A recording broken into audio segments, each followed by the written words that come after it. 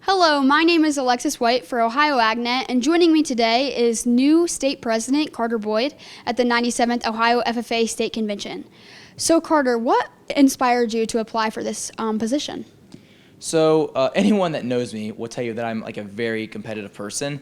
And initially when I first got state officer as a vice president this year, I was always kind of the mindset that, it was something that I would run for president right off the bat. Like I knew that I'd run for president and kind of try and continue that. Of the many things I've learned this year, I've quickly learned that's not how that decision should be made in the right way.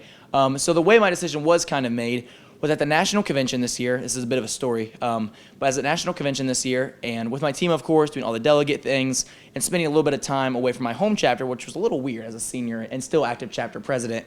But I think it was a Thursday morning of national convention, I went up to my home chapter to go say hi to them, sit with them for a little bit, fully expecting to see exciting pictures, all the things they'd bought, all these different stories they had to share with me.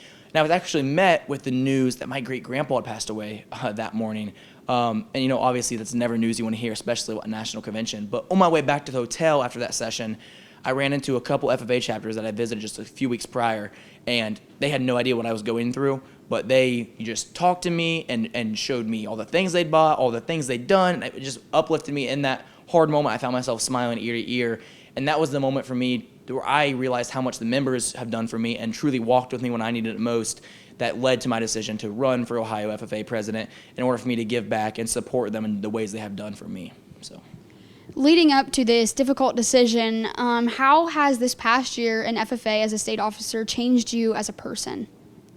Oh, so many ways, and in so many ways you don't think about too when you're first kind of sitting down and putting together the reasons you want to run for a state officer position.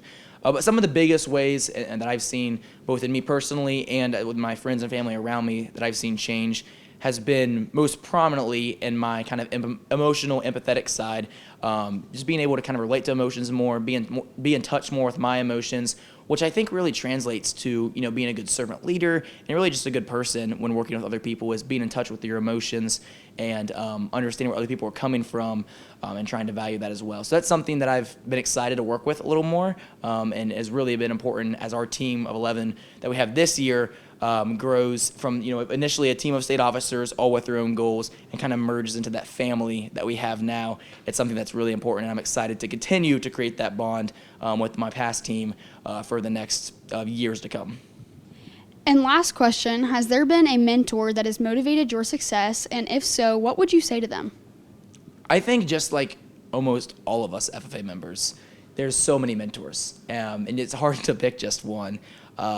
Luckily for me, just like most small towns in Ohio, I'm home to a really great support community system that I love to go home to every night. And actually, just yesterday, after I got slated, I hadn't checked my phone all day, and I was sitting back down at the hotel and kind of just going through a couple things. I saw my Facebook, there's people tagging me everywhere, so proud of Carter Boyd, just congratulations.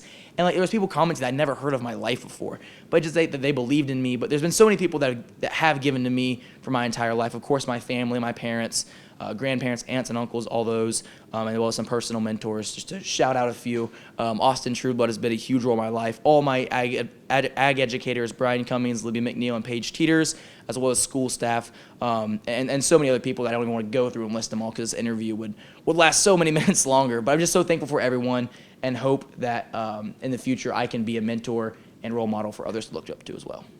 Thank you, Carter, our new state president. My name is Alexis White for Ohio AgNet. We are Wilmington College, where agricultural experience and learning meet. The leadership and personal development skills I learned in FFA have allowed me to excel in the classroom and in our campus community. Out of four-year institutions, Wilmington College provides our students with the most hands-on experience starting year one at the academic farm. At Wilmington College, the farm is our lab. Because of Wilmington College, I have grown as a person, professional, and leader. I've been able to further my education as a first-generation college student. We are Wilmington College. Hands-on learning, hands-on living.